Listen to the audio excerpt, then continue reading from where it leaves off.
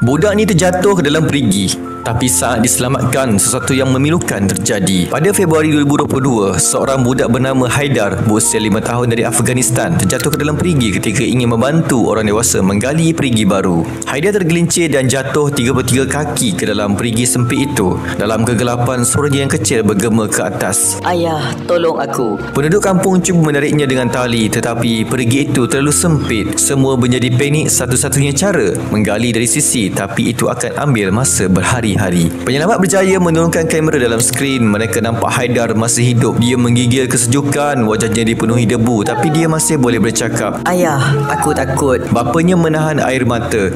"Jangan takut, anakku. Kami akan tarik kau keluar. Bertahanlah." Di atas, jentera berat menggali lebih dalam, tapi ada masalah tanahnya mula runtuh perlahan-lahan. Akhirnya, selepas 3 hari bertarung nyawa, penyelamat berjaya mencapai Haidar. Orang ramai bersorak dia masih bernafas, tapi saat mereka membawanya ke helikopter, jantungnya tiba-tiba terhenti. Dia meninggal dunia di pangkuan bapanya. Hanya beberapa saat selepas diselamatkan, semua terdiam. Dari satu dunia, jutaan orang yang mengikuti kisahnya menangis. Tragedi ini berlaku hanya 2 minggu selepas kejadian Ryan Auram di Maghribi, budak lelaki yang terperangkap dalam perigi sedalam 105 kaki dan meninggal dunia sebelum penyelamat sempat sampai kepadanya. 2 nyawa kecil, 2 kisah yang hampir sama, dan 2 keluarga yang kehilangan anak mereka dalam keadaan yang paling menyayat hati. Sentiasalah cakna anak kita dan elakkan dia berada di tempat bahaya, sebab kita tak tahu apa yang berlaku.